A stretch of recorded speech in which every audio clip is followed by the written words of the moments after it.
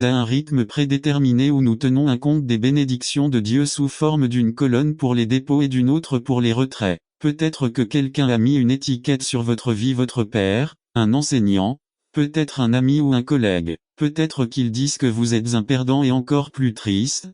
Peut-être que vous vivez sous cette étiquette au point que vous croyez déjà que c'est votre réalité. Si tel est votre cas, faites comme Jabez, transformez une vie de douleur en une prière de puissance. Dieu a pour mission de faire des choses extraordinaires à travers des gens ordinaires comme vous et moi. Pour demander à Dieu, il est nécessaire d'avoir une vision du futur de nos vies. Il ne s'agit pas de regarder dans une boule de cristal ou de faire des prédictions ridicules sur l'avenir. C'est la croyance que Dieu fera des choses conformes à sa parole et à sa volonté et que celles-ci auront un impact positif sur votre vie. Le changement n'est pas une annonce, c'est un processus interne qui doit être initié par la prière. N'attendez pas qu'il soit trop tard. Devenez membre de la chaîne Today et bénéficiez de réconfort et de soutien dans les moments difficiles. Cliquez sur le lien dans la description de la vidéo. Mardi 9 avril 2024, page 2. Nous devons demander une bénédiction divine durable. Pourquoi ne pas vous engager à vie, à demander à Dieu de vous bénir chaque jour et pendant qu'il l'accomplit, la bénédiction peut-elle être abondante et généreuse? Proverbe 10-22. La bénédiction du Seigneur est ce qui vous rend riche, et elle n'ajoute pas de tristesse.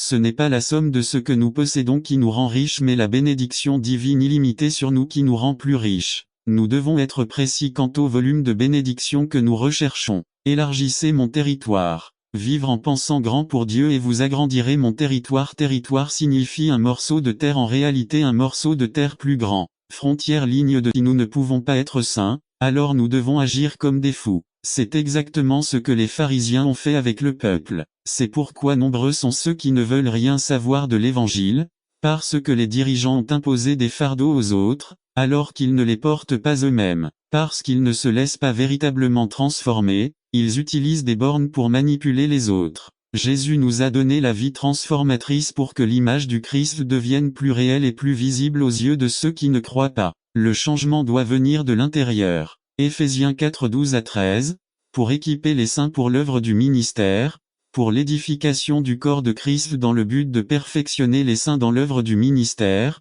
pour l'édification du corps du Christ jusqu'à ce que nous parvenions tous à l'unité de la foi et à la pleine connaissance du Fils de Dieu, à la condition d'un homme mûr, à la mesure de la stature de la plénitude du Christ. La question qui se pose est la suivante: comment puis-je être transformé? Je crois que la plupart des frères veulent vraiment être transformés, mais ils ne savent pas comment le faire. Dans Romains 12-2, le commandement de Paul, soyez transformés, est impératif, mais en même temps à la voix passive. Cela veut dire que quelqu'un nous transforme, nous ne pouvons pas nous transformer nous-mêmes, il faut que ce soit Dieu qui nous transforme à travers sa parole. Mais cette transformation ne se produit pas par un acte magique, elle doit être un processus par lequel notre vie ressemble davantage à celle de Jésus. Dans 1 Corinthiens 9-24-25, Paul fait une analogie dans laquelle il établit que quiconque participe à une compétition doit le faire de manière à remporter le prix. Les athlètes s'entraînent pour gagner. Il y a une différence entre s'entraîner pour réaliser quelque chose et essayer de faire quelque chose. Combien,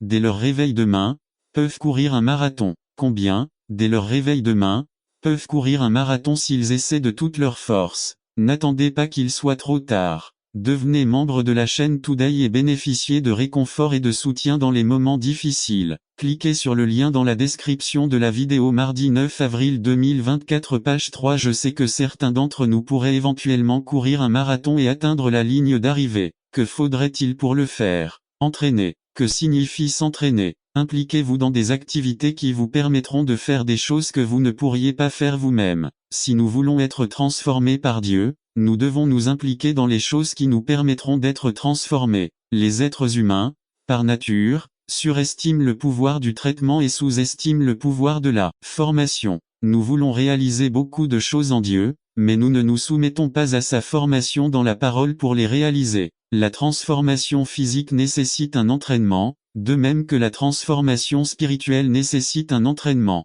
Paul dit à Timothée, entraîne-toi à la piété. 1 Timothée 4-7. Jésus dit dans Luc 6-40, le disciple n'est pas au-dessus de son maître, mais quiconque a terminé sa formation atteint au maximum le niveau de son maître. La vie du disciple, c'est s'entraîner à ressembler à son Seigneur, ce n'est pas essayer, c'est s'entraîner. De nombreux croyants sont frustrés lorsque nous parlons de transformation parce que tout ce qu'ils ont fait, c'est essayer, mais la Bible nous dit que nous devons nous entraîner. Comme 1. Prier 2. Lire la Bible. Utiliser la parole de Dieu pour que lors de la présentation des exercices de formation, nous puissions réussir. Il y avait un professeur qui a dit un jour, si vous voulez que Dieu vous change pour que vous soyez plus patient, alors entraînez-vous à aller là où il y a un bouchon pendant un mois entier. Laissez les gens passer devant vous en ligne. Enfin, lorsque vous mangez, mâchez. Il ne s'agit pas d'essayer d'être comme Jésus, mais de s'entraîner à être comme Jésus. Nous faisons la formation, la transformation est faite par Dieu avec sa parole. Utilisez les situations de votre vie pour vous entraîner et être comme Jésus. C'est nous qui pouvons témoigner au monde qu'une personne âgée peut cesser d'être grincheux, c'est nous qui pouvons enseigner au monde qu'il est possible d'aimer inconditionnellement. C'est nous qui pouvons démontrer la vie extraordinaire que le Christ nous a donnée pour soyez victorieux en il. N'attendez pas qu'il soit trop tard. Devenez membre de la chaîne Today et bénéficiez de réconfort et de soutien.